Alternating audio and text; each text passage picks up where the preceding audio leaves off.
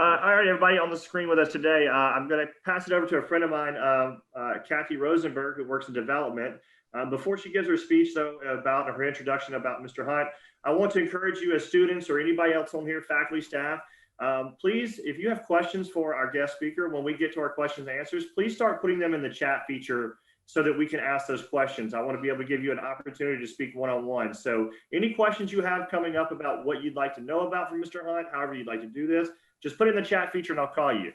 But I'm going to call on a good friend of mine, Kathy Rosenberg, who is the development officer, a regional development officer who's done a lot for this university, and who was so kind to bring her friend Richard Hunt to have a conversation with us today. So Kathy, do you mind if I hand it over to you so you can introduce Mr. Hunt?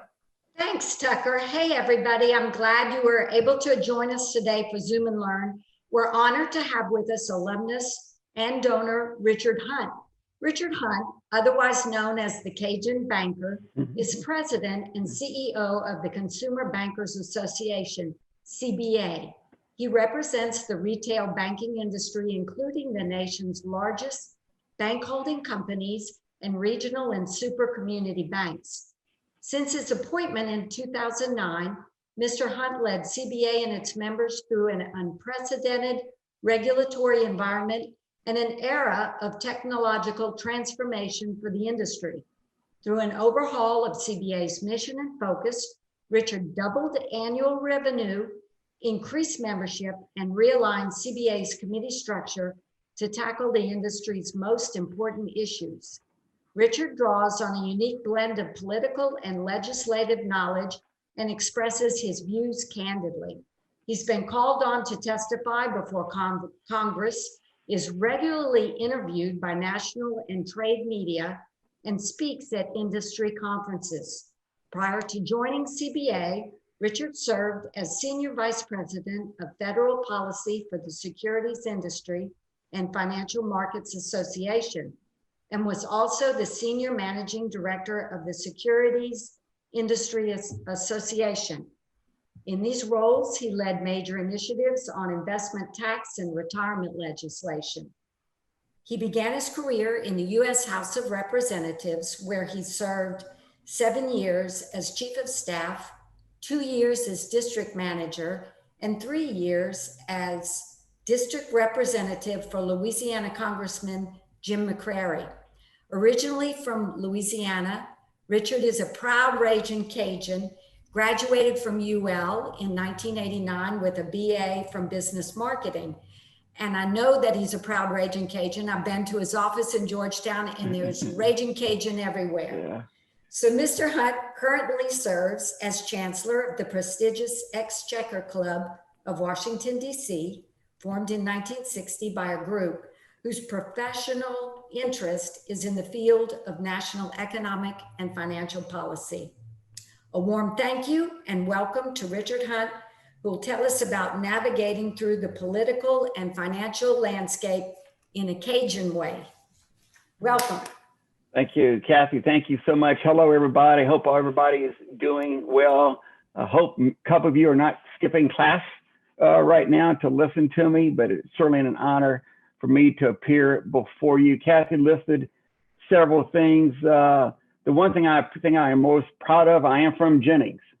Jennings is 45 minutes west of where the campus is located. I did graduate from the land of the Ragin' Cajuns when it was called the University of Southwestern Louisiana. And I remember when I was there thinking all those people who graduated from SLI are really old people. So now you're thinking I'm old, which I am, 54, because I graduated from USL. I've always thought we should change the name of the university to the University of the Ragin' Cajuns, since it is such a unique name throughout the board. One thing that Tucker mentioned earlier, I am very candid. I like to be candid. I need you to be candid with me. Feel free to ask any question you so desire, and maybe I might be able to assist. I feel like it wasn't that long ago that I graduated from USL. I will tell you this, I've been very blessed in life, but I was never more blessed than the 5 years, yes, underscore, capitalized, bold, 5 years on campus at USL. If I had to do all over again, I wish I would have taken 6 or 7, because it is your best time in life. I'm sorry to say that the rest of your life is downhill. I just enjoyed college so much. I was student body president from 88 to 89. I was blessed to have a lot of people run on the ticket that we formed. I understand you still have tickets on campus that people run on. And I was very proud to win that. And students coming together, even back in 1988 to 89, I visit campus probably 2 to 3 times a year unannounced as I go see my mother and my 3 sisters and tons of nieces and nephews in Jennings, Crowley, Evangeline, and those areas, and I can't believe I forgot, I was trying to think, St. Martinville is my 3rd sister who lives there. And I noticed some of the things that we did together as students you enjoy today. One is when you cross St. Mary's Boulevard, you see the traffic signs, you hear the pedestrian signs. That was something that was started in the late 1980s. I never could understand, why did the traffic signs need to make noise as people cross St. Mary's? Well, it never dawned on me back then. It's because of those who can't see. That's how they got across the street. The second item that we worked hard on was campus security. And I noticed you've got security alarms that you can press if you feel like you're in danger. That was a major topic in the 80s, was campus security. And the one that I am most proud of is online registration for school. Now, I know you can't imagine this, but way back in the 80s, we used to have to take a day off of work to go find parking somewhere. By the old McDonald's, you don't know what that is. The old generation, you don't know what that is either.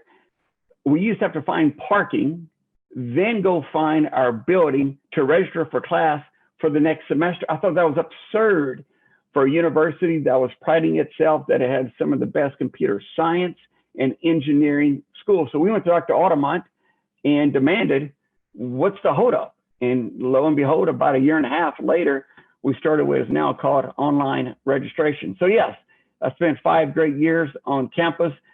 I started off in computer science. That lasted anywhere from 2 to 3 weeks. I learned you had to go C, semicolon, backslash. I said, I'm out of here. And I went to business, and I thought I was going to be a finance major, but I just got to tell you that third accounting really got to me. And that's where I became a marketing major. I love to market items. I think of all things within business and marketing. Many times when I worked for politicians, it felt like marketing to me, except the product kept talking back to me. And so that was a great learning experience for me. When I graduated, and I will tell you, the hardest job you'll ever have is finding your first job. That's tough. When you're in your 20s, I think that's the toughest decade of your life, because you're trying to pay off debt, you're trying to pay bills, you're trying to save money, you're trying to get your career started. You get through your 20s in good shape, your 30s, 40s, and on are pretty good. But I moved to Shreveport, Louisiana. I had never been to Shreveport. Shreveport was on the other side of Interstate 10. That was Yankee land, Northerners, not Southern good people that I was accustomed to, where the first thing you do is you hug people. And that's what people in South Louisiana, I believe, did before the COVID. North Louisiana was a little more standoffish. There wasn't this road called I-49 built yet. It was getting closer. We didn't have this thing called the internet that helped bridge North and South Louisiana. So South Louisiana and North Louisiana were just 2 totally different cultures. But yet I went there because a buddy of mine who was at school at USL, graduated a year before me, worked for a United States member of Congress, House of Representatives, as a driver. Yep, a driver.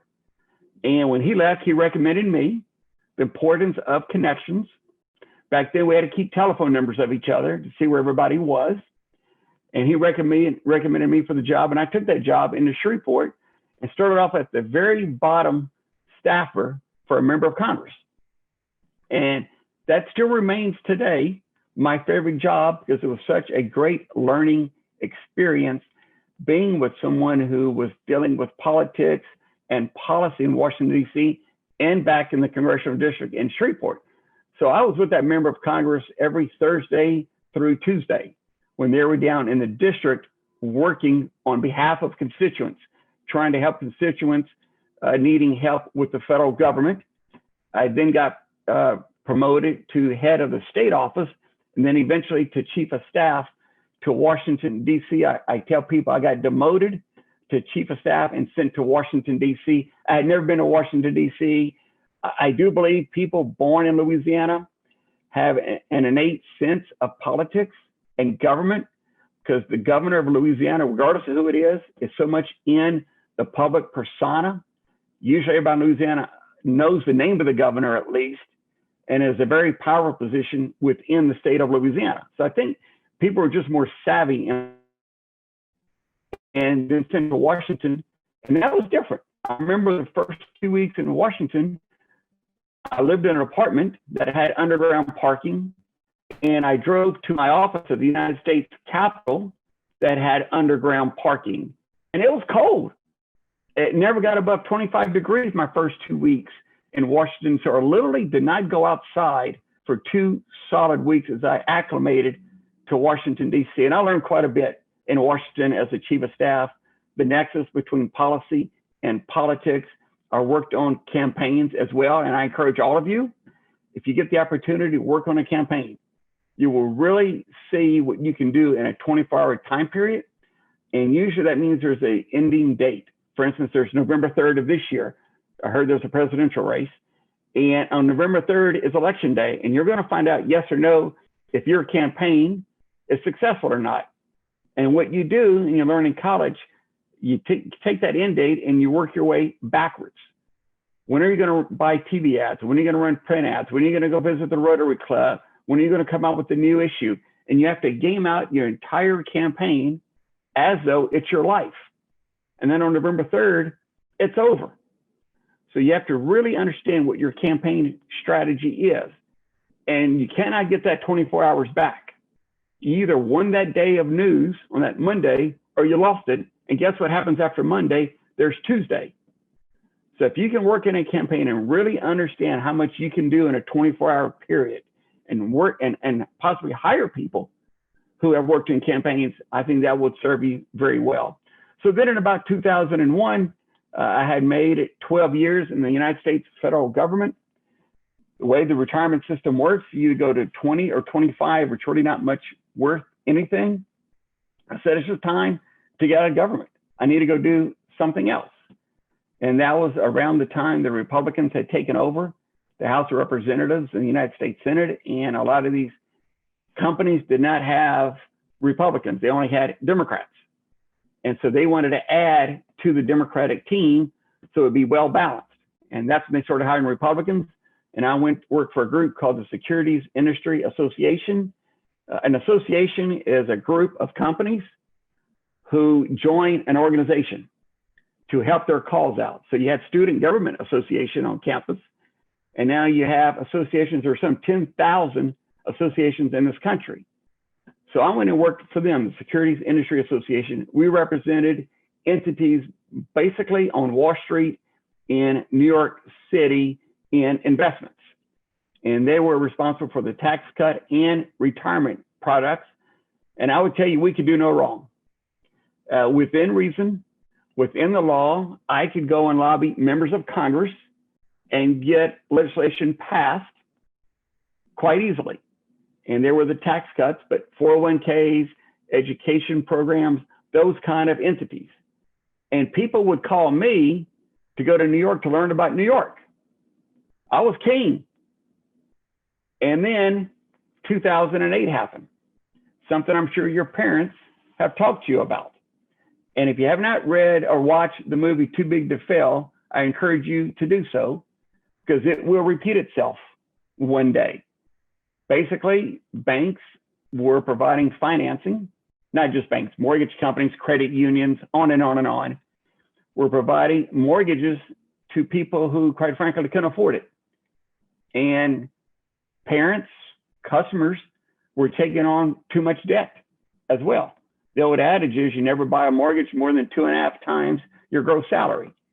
Well, some people got drunk and were financing people 7 times their salary to mortgages. I'm sorry, now it didn't hurt Louisiana that badly, but it sure as hell hurt people like in Florida and Texas, where real estate values climbed through the roof. So there it was, flying high as a kite, and then 2008 happens. So all those people I believed were the kings and knew everything about life were just dead wrong. And I know at times my gut intuition was telling me something's not right when somebody making $40,000 was buying a $500,000 house. Something just not right about this. Now, this is in the era of 8 to 10% interest on mortgage, not like 3% it is today, and I'll get to that a little bit later.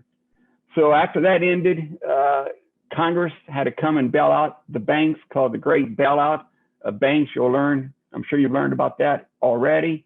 It really made me challenge my values when it comes to capitalism. Capitalism means if somebody does well because they're on hard work, they should be rewarded. And if they fail, they fail. That's what this country is about. So I was really conflicted about the federal government bailing out banks that I represented when they should have failed, and some did. And maybe in retrospect, maybe that should have happened. So it couldn't get any worse than it did in 2008, because I also was in Washington, D.C. in 2001 when terrorists attacked the mainland part of our country. Obviously, World War II, when they attacked Hawaii, they attacked our country, domestic land as well. But this was the first time mainland. And your parents, I know, they know exactly where they were in 2001 when that happened. I know where I was, just blocks from the White House that day in 2008, where I knew the economy was going to a collapse. I remember exactly where I was. And then, of course, during the COVID. So after I left SIA, I kept representing banks, and I would say had lobbyists in. The head of the entire organization at the Consumer Bankers Association, CBA, came available, and I didn't want to be a lobbyist all my life. I wanted to run an organization. I wanted to raise money. I wanted to spend money. I basically wanted to run an enterprise.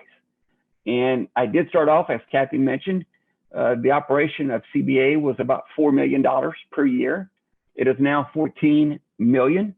And I'm most proud of that our reserve account, which everybody has to have one day, was at about 1.5 million. Today, it is 9 million. So 4 to 14 and 1.8 to 9, because we always knew there was going to be a rainy day. I didn't know it was going to be a rainy year. And that's what happened during the COVID. And thankfully, we had the reserves in case we needed it. So I just want to take a little bit of time to tell you about our organization, CBA. It is in Washington, D.C. It was founded back in 1919. And that's us in Washington. And here's our membership. You'll see, and one thing you have to learn in business, what is the difference between thousands, millions, billions, and trillions? And you've got to, you say to yourself, well, I will never be in the world of trillions. Well, yes, you will. And you really have to understand the size of a company to put it into scale. So what we did at CBA, there are other trade associations in town, but how was I going to separate our association? What was the value statement that banks should belong to our trade association and not others? Because I mentioned there are 10,000 total in the country. There are about 40 banking trade associations. So I had to do a proposition value. I basically sat down with something I still sit down with all the time, and that's a legal pad. And I remember sitting down at the conference table saying, what makes us better than the rest? And the magic formula we came out with, if you look at banks, banks are the size of $20 million to $4 trillion. $4 trillion would be JP Morgan Chase, Wells Fargo. A credit union, probably the USL credit union, is probably worth $100 million. That'd be my guess. So I've said, if we're going to separate ourselves, we're going to be very specialized, and we're not going to be all things to all people. So we said, we're going to only represent banks $10 billion and above. Now, there's only about 100 of those 5,000 banks in this country above 10 billion. We're going to go after them, but only if they do retail. When I say retail, if they have a branch, if they serve consumer, because a lot of our banks only serve other companies. They don't serve consumers, individuals. So all of you on the screen have a checking account, you have a debit card, you have a credit card. Some of you have a mortgage. Some of you have student debt. That's what we represent, is the consumer side of the bank. The bank has many different divisions. So that's our membership right there. We've seen a lot of consolidation. You see on the left-hand side, we employ 1.7 million people. And then on the next slide, you'll see that I have been through 3 crises in the financial services world. This is like none other. That's me right there on the table on the right-hand side, the top right-hand side. That's the President of the United States calling on me to give him a briefing, what is transpiring. This is March 11th, 2020.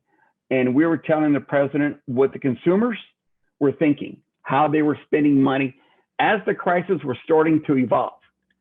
At that moment, we weren't sure about how bad the crisis actually was. This is the day of the night the president made a comment on TV at 8 o'clock your time, where he was going to shut down travel from Europe. I thought he was going to shut down travel everywhere in the United States. And in retrospect, I wish he had done that. All those other people around the table, those people are CEOs of the largest banks in the country. You'll see Secretary Mnuchin, Secretary of the Treasury there. Dr. Fuchs is back there somewhere telling us how bad the pandemic was becoming. And I just got to tell you, as the president was speaking, look, I can talk politics all day long, and I don't care what you think about Trump or Biden. That's your call to make. But as a student of politics, I know the president's language quite well. And when he walked in and sat down and he said the words, "Some people believe this crisis is worse than they thought." Think about what I just said. Some people think this crisis is worse than they thought. I said to myself, I'll be damned, he finally got it. He thinks it is worse than what he thought, but he was looking at other people to do it. And I got to tell you, I dropped the F-bomb in my head because I knew the world had changed again. I said, I'll be damned, we've been through this in 2008, we've been through it in 2001, and we're going through something again. And I knew the stock market was going to tank. I knew we're probably going to have to start working from home. I knew the transit system was going to shut down, and I was pretty sure traveling, period, was going to shut down. But for my industry, what I also knew that it was the bank's time to lead us through the crisis. We were hamstrung in 2008. We were not capitalized. We were not strong enough. But I knew this time we would, and I knew we were going to lead us going back. That's why we got all these small business loans out. A lot of people, got $1,200 stimulus checks. That was the banks facilitating all that money getting out to small businesses and customers so they could have it. So that's the crisis we're going through right now. Just continuing about where we are with the banking industry.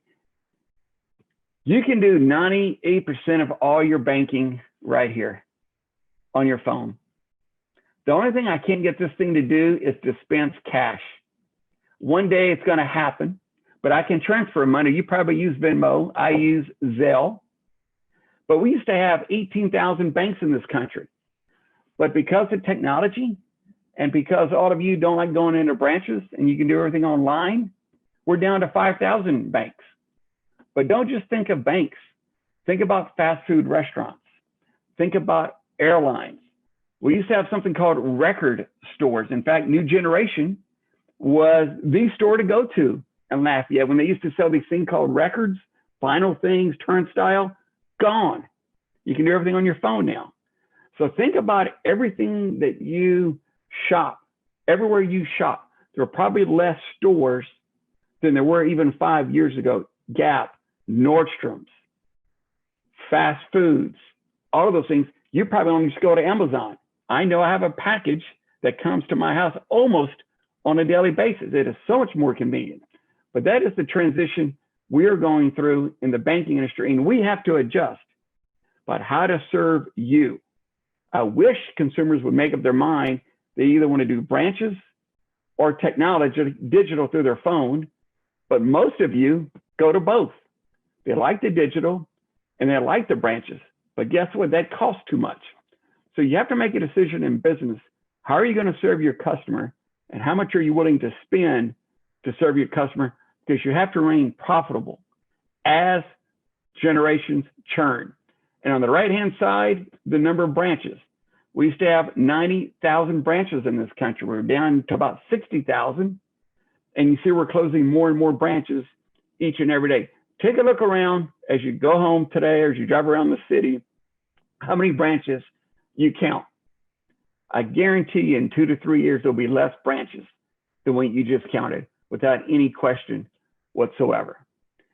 The other thing I want to talk to you about is the stock market.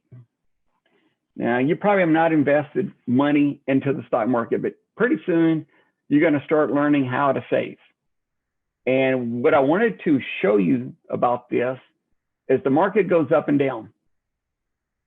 But over the test of time, it is the best rate of return you can get in your money. You can't just put it in a savings account because inflation will take that money away. You can't put it in a mattress. It's not safe. You're going to have to invest money probably in something called a 401k plan, which, by the way, turned 42 years old last month. Probably the best financial instrument of my lifetime. The fact that you put money in, the company matches part of that money. And I'm going to tell you something right now. There is no reason for you only to be a millionaire at age 65. I expect you to be a multi-millionaire when you turn 65. You're going to have to be, because you probably will not be entitled to Social Security. And the way you do that, you save as much money as you can in that 401k between now and the age of 35, because the power of compounding, not only compounding interest, but the power of accumulation.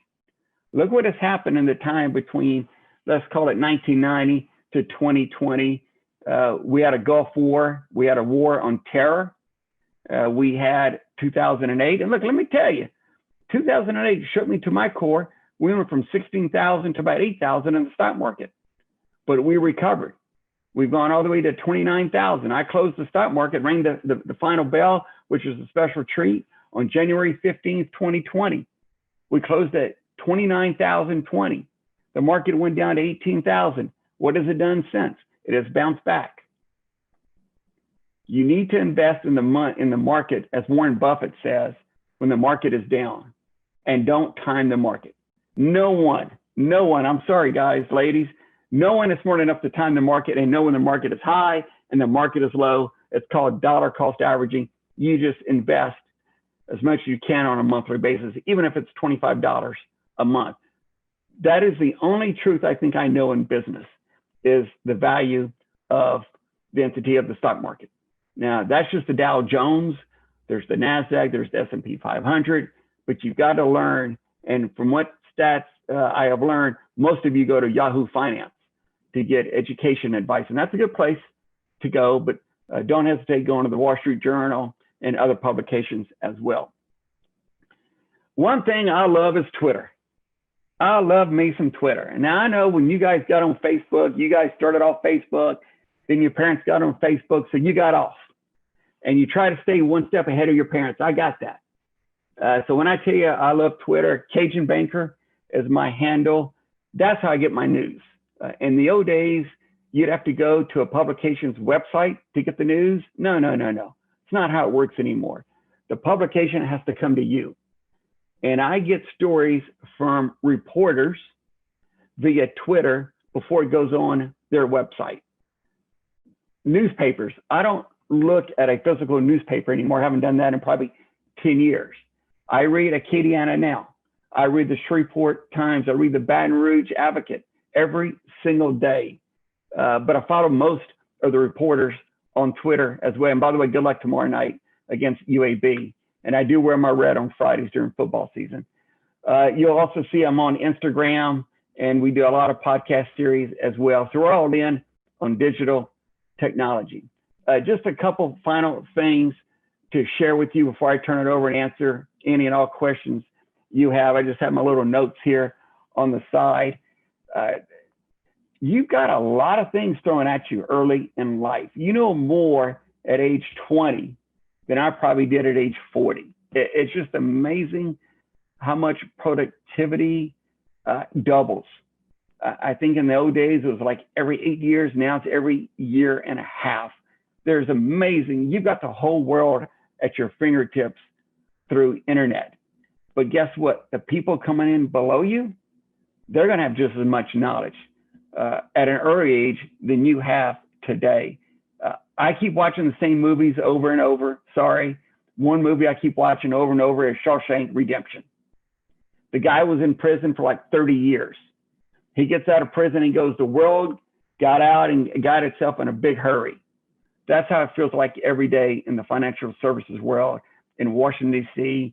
Just so much thrown at you through all the social media sites, the news sites from Silicon Valley. You just have to decipher what is relevant and what is not relevant. Because I hate to tell you this, not everything on social media is true. And you got to figure out what is true and what is not true. Find somebody older than you, a mentor, to help you with life. Follow them closely. Follow what they do well and learn what they don't do well. You know the difference. And I've been able to do that as well. Sometimes in life, you have to go backwards to go forwards. I'll give you a prime example is my wife. She worked at Fannie Mae for many years. They had a major consolidation at Fannie Mae, almost basically went under. She went to Capitol Hill to get it on her resume and make a whole lot less money than she did working at Fannie Mae. But now that she got it on her resume, did her 2 years, she was able to fast forward in her profession. So I know money is important. I got it.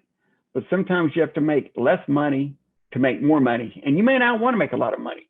It may be more important to you to be at home at 5:30 every day. And that's great too.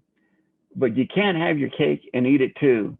And I will tell you this, a guy by the name of John Boehner, who was the Speaker of the House, he gave me a great story. If you're willing to put in the necessary sacrifices, there's nothing you can't do. And I mean nothing. If you want to be president of the United States, I assure you, you can do it. But what's the key? You got to put in the necessary sacrifice to do it. There are no shortcuts in life. It's hard work. Life is, working wise. Unless your parents are filthy rich, it's tough. Just no shortcuts. You got to put in the long hours. You got to say, what the hell am I doing sometimes? And I will tell you this, you got a curveball thrown at you. You have. In the old days, it was simple. You go to college, you graduate from college in a little bit of debt, not much. I came out of college, $13,200. Man, did I think that was a lot of money. I thought I was never going to get out of college debt. I still have in my basement the promissory note that I paid off my loan. And I paid off $50 a month here and there. You're probably going to come out a whole lot more than that.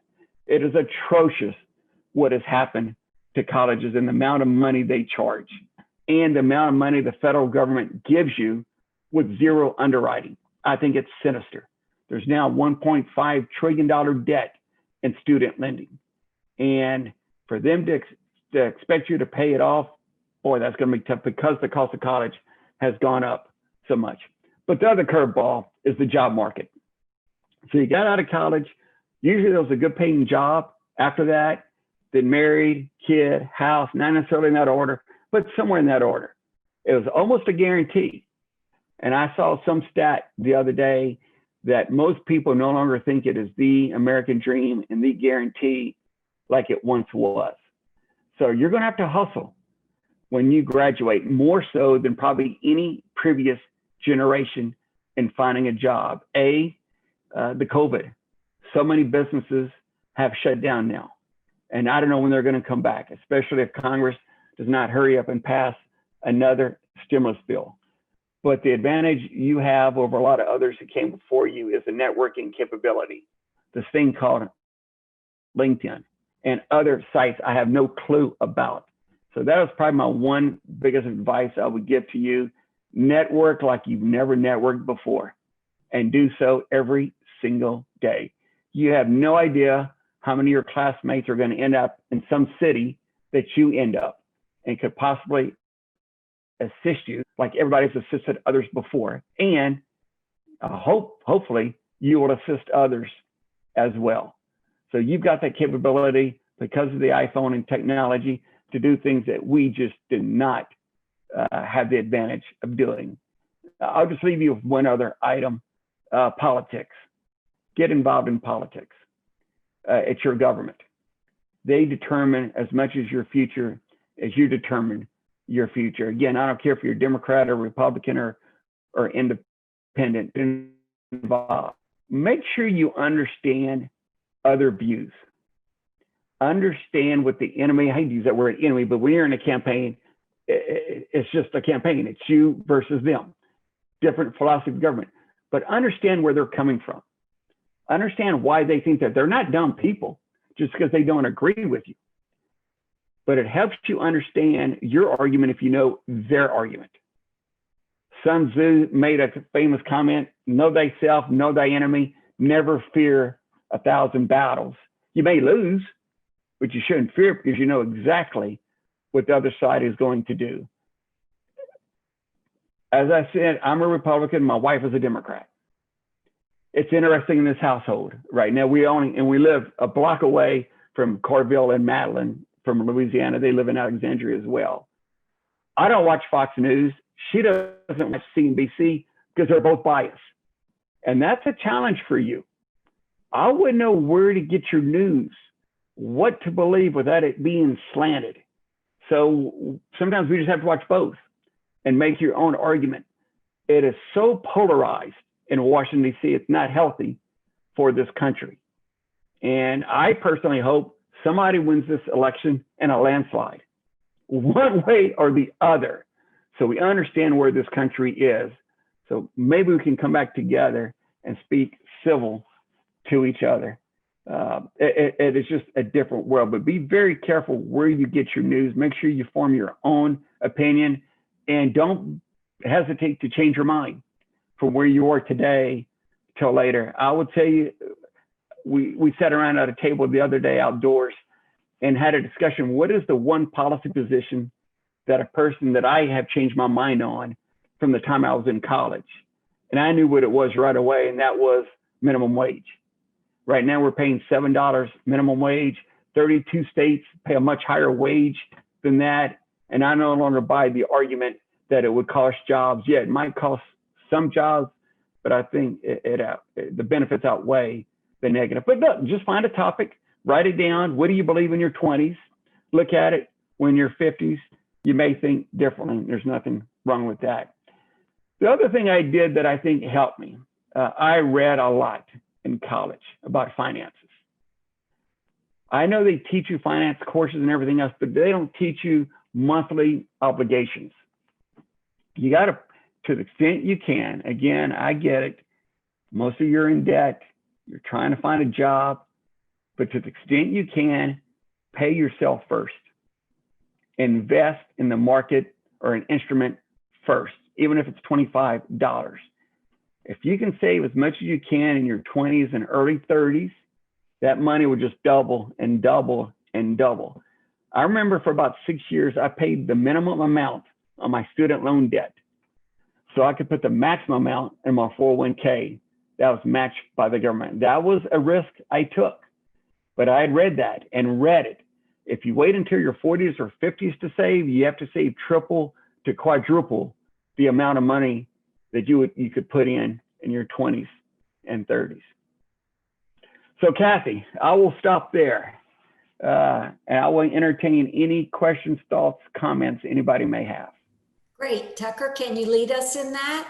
Absolutely, Kathy, for sure. Richard, awesome. Thank you. You just gave out a lot of great advice that I am so excited to hear for a lot of our students that are on here. And honestly, for some of us, maybe a little bit older than our students that also could take some of that advice to heart. So if you don't mind, Richard, we have a couple of questions from some students that I wouldn't mind for them to pose to you, if that's all right with you. Fire away. And look, I didn't always take my own advice. I am by no means perfect. I have made more mistakes than all of you put together. Well, look, our first one is going to come from Kenneth. He's an MBA student. So Kenneth, I'm going to unmute you. Can you see that there? I think you have a two-part question. Do you mind asking Mr. Hunt? Sure, Mr. Hunt. I am old like you. I'm 48, so I finished college before the internet. I remember where I was on September 11th, because on September 10th, I found out that my wife was pregnant with our first child. Great. And on September 11th, I found out I passed my family medicine boards. Could have been the best 2-day run ever, but it wasn't. Yeah. But that girl just voted yesterday, so things are looking up. Oh, great. So, two-part question for you. How should we plan for rainy days and future economic crises as business managers? And then the second part, when you're in the middle of a crisis, what processes do you use to make decisions? Not so much what decisions do you make, but what's the process? Because that's the best way to make good decisions. Yeah, great opening question. Number one, you have to plan for rainy day when it's the sunniest. Mm-hmm. And that's when we sat down at CBA and said, boy, if we have we sat down in 2009 and said, if we have a 2008, when you have reduced revenue from your conferences, when you have membership quitting because they can't afford to pay your bill, and you have less students go to your banking school. So we stress tested ourselves at CBA. And we said right away, well, 1.8 out of a $4 million budget, that's roughly 50%. That's good, but we're going to grow the organization. We got to grow the reserves. So every year we would take profits and put those in reserves. Now, Kenneth, had we had a 2008 crisis in 2010, 2011, 12, we wouldn't have made it. We would have gone under. But every year we put a certain amount of our profit into reserves to build them up to that 8.5 number in 2020. So when the crisis did hit, we're able to absorb it. Now, let me go to your part B question.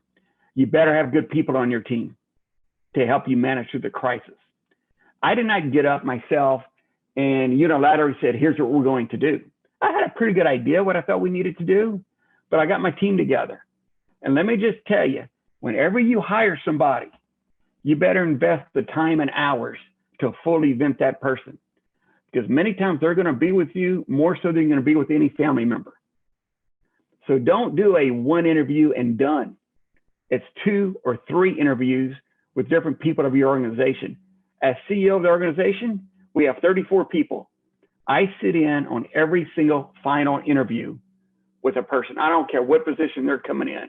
That person is too valuable to me. So we sat down and we said, we project we're going to lose in this current crisis, we're going to lose X amount of members. We're going to lose X amount in our school and X amount in our conference. That was just a 1 year. Now, Kenneth, I will tell you, in life, you catch breaks. And I caught a break. Our conference was going to be March 21st. The crisis, as we now know it, really started March 11th for us. We already had all our money in the door for our conference. It was much harder for an organization to call me and say, Richard, I want our money back, than it would have been for Richard to call them and say, give me some money. So I caught a break. And we went from an in-person conference to a virtual. We had to adjust. What can we do? What service can we provide to tell the company, we don't need our money back because you provided a service to us that was not an in-person conference. So we did a virtual conference. And a virtual conference is hard. We had 325 speakers. Can you imagine 325 of us on this Zoom call right now, making sure all the Wi-Fi's worked and no screaming children in the background or dogs and on and on and on, and 100 hours of programming. So we had to adjust and provide value. But the bottom line, Kenneth, you better have good people around you to figure out what is the new mission, what is the new purpose of why people should invest with you. So that was easy. So now the hard part begins is fiscal year 2021. We don't have that money in the door now, do we? So right now we're in the middle of trying to figure out how do we go forward with a $3 million conference in August when there's no vaccine, and we're not sure even if there is a vaccine, when will banks start to travel again, because they lost a lot of money this past year and they're going to start cutting expenses. So we're going through that right now. All you can do is get all the information you can from as many possible avenues and make the best decision after that. But let me just tell you this. It's a whole lot easier to make a decision when you've got a whole lot more money in reserves. If we have $2 or $3 million in reserves, no, we're done. But you always plan. And that's why we as a society, and this is a downside, we no longer celebrate like we once did because we're too afraid of the downside. It's okay to celebrate for a couple of hours when you do something great. But the way, maybe it's my personality, I'm a Catholic, I feel guilty and success. And maybe I just said, okay, that's great. You did a great job today, but you're going to screw up. And how are we going to cover ourselves when you screw up? So I'm always, look, I'm half full and I'm half empty. It depends what time of the day it is. But to answer your second part of your question, Ken, you better have the right team together. And again, you better prepare for that rainy day when it's sunniest. Great, thank you. Kenneth, great questions, by the way. And also, Kenneth, thanks for pointing at your dog that was behind you while he was talking about that. Oh, is that right? You know, but what's interesting, Tucker, about that, at the very beginning of all this, people would have been distracted by that in the background. Now, it's no big deal. Who cares? You move on. Yeah. Excellent. We got another question, a two-part question coming up, but I want to remind anybody, I think we got time for a couple more questions. So if anybody has a question, type it in the chat box, please. We're going to try to wrap this up around 1 o'clock, but Lauren, I believe you're on here, Lauren Lopez. There you go. I'm going to unmute you. Can you see that? Lauren, Yes. Go ahead and ask Mr. Hunt what you got. So as a freshman in college, what do you recommend business students to do or get involved with while at UL? And then my second question is, what do you think the biggest career mistake that young professionals make today? Yeah, so the first question is, if it's possible, I worked at a law firm called DiMaggio and Wright. It's called something else. It's still DiMaggio, something. So I went to school from 8 to 12, went to Kentucky Fried Chicken almost every day for lunch, and then went and worked from 1 to 5. Get experience working somewhere. I don't suggest working 8 hours a day, but I would definitely suggest working somewhere, even if it's during the summer, hopefully in a trade that you want to go into. Now, look, DiMaggio and Wright is the reason I'm not a lawyer. I saw what lawyers did each and every day, especially trial lawyers. And I said, this is the last possible thing I am going to do. I think the country has more than enough lawyers. So I'm going to encourage, I hope no one's trying to go to law school. Lawyers and I don't agree with. I don't agree with them. And I think it's outrageously expensive. Lauren, I'm sorry, the second part of your question is, unmute her, Tucker. What do you think the biggest career mistake that young professionals make today? Yeah, they go for the almighty dollar. And I know that's easy to do. They look at the top dollar. You need to look, where does this job get you? Where does this job get you for the next 3 years? Who is running that department? And you've got to make sure that that person you report to is the real deal, because you're going to be tied to that person for your career there and possibly even afterwards. So look at the totality of it. Again, I know it's easier said than done. Don't let money, the top salary, always be your driving force. And look, if there's a difference between 70,000 and 40,000, I got it. But if it's a difference between 55 and 52, think differently. But look at all the benefits, look at the progression, see where your boss has been, and you have to enjoy your company. What is the mission of the company as well? That's, I hate to say it, that's how society is defining people, at least it was before the COVID, of where you work, what do you do? Thank you on that one. Cole, I think I'm going to find you, Cole. There you are. Yes, sir. I was wondering, what is your advice for choosing a career or an area to start your career? I'm a senior and I'm still not exactly sure what I want to do. And I feel like to take the next step, I kind of need to know where I want to end up, to know what I need to do next to get there. I don't really know where I want to end up. Just wondering if you had any advice for trying to figure that out. Yeah, Cole, I will tell you this, 99% of the people who graduate have no idea what they want to do. I'll be the first one to tell you. As we go back and look at how people chose their career, it's mostly happenstance. Now, if you're in finance, you probably not want to go into liberal arts. You probably don't want to go in English. I got that. Your first job is not probably going to be your career. You're probably going to bounce. I've only had 3 jobs my entire life. You guys will probably have 3 and 5 years. You guys transition more. You go from, not you, but the generation just above you moves job to job more than anybody else. But that's why I say during college, when you can, try and go work somewhere to get a good sense of something you might want to do. But as far as trying to find your first job, you just got to get your foot in the door somewhere first and then go from there. There's nobody in this country who can tell you exactly what you should do. That's your passion. And that's the other thing I want to mention, Cole. Thank you for mentioning that. You better have a passion for what you do, because you're spending a lot of hours at a job. And if you're not passionate about your job, get the hell out. Life is too short. So Cole, find out what your passion is. You have to have an idea by now what your passion is. And then that'll drive you in that direction. What I've is seen it too about, many people who hated their job, and I just don't understand that. what is it about what you do that that really drives your passion, or what? Yeah, what about it? Yeah. I love being the underdog. I love being underestimated. And let's just call it like it is. When people think of Louisiana, they don't think of Harvard. They don't think of Yale. But I tell you what all Louisianians have going for them is they're savvy and they're spunky and they're going to succeed. So if you look back across Louisiana, the John Bros of the world, the Bennett Johnsons, the Billy Tozans, who came all before all of you, who were politicians and now a new career of politicians. When I would go into a committee room on United States Congress, people would always want to know where the Louisianians stood.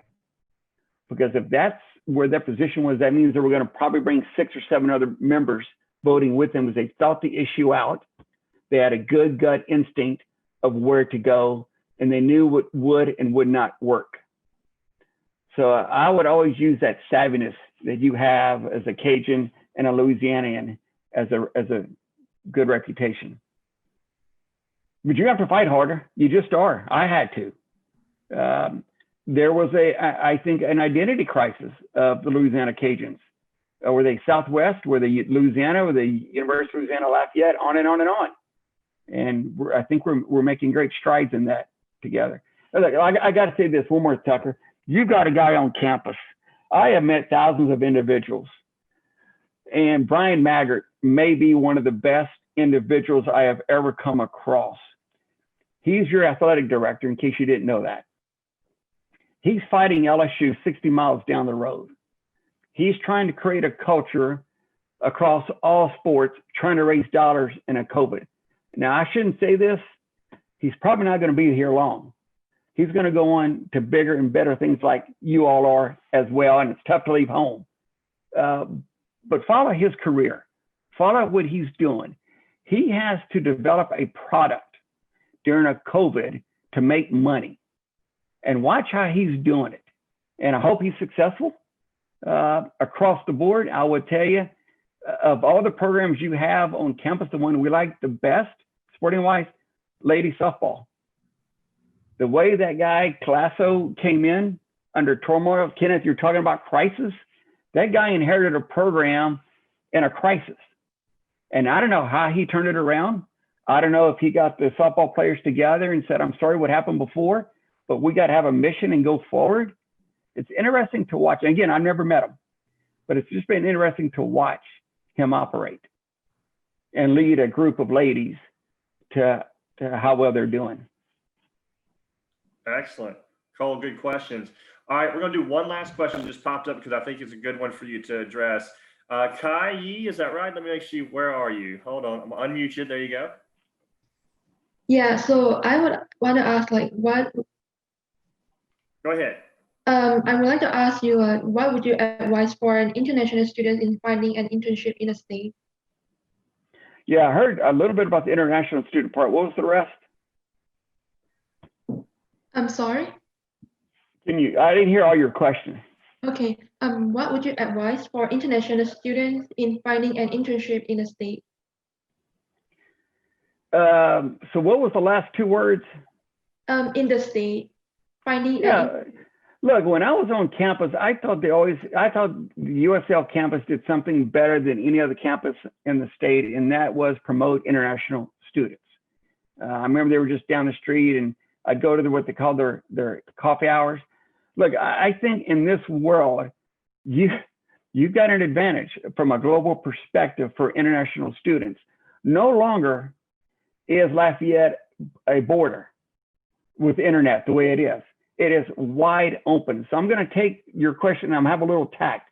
You better know a whole lot more about the world than just Lafayette or Lafayette Parish or Louisiana. You better have a world perspective, because most of those clothes you're wearing were not made in the United States of America, Bangladesh, China, and other places.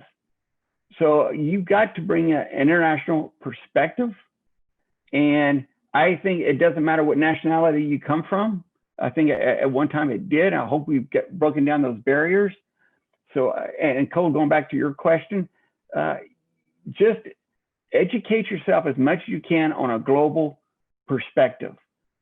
Read what's going on in Europe. It's not that hard on the internet to go and look at other newspapers and other television shows and news shows, BBC and the rest. So I appreciate the question, but from an international student, I think the world is wide open, just as it is to a domestic student. You got to get global. You got to get a Louisiana mentality and Lafayette Parish and everything else, and just think globally.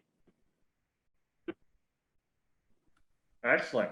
Well, look, we've come to the 1 o'clock hour. We really appreciate this. You know, Richard, thank you again from the institution, from the University of Louisiana Lafayette. We really appreciate you taking the time to be with us right now. I'm going to ask you to stay on for a little bit while we say goodbye to everybody else. But to all the students out there and faculty and staff that jumped on, we really appreciate this. This video will go live on our Facebook and our social media in the next few weeks. You'll have a chance to look back on this and share it with all your friends and let everybody see that. But once again, thank you so very much, Mr. Hunt. Thank you to the students who joined us today, and go Cajuns. So good to see you all. Thank you, and thoroughly enjoyed it. Good luck, everybody.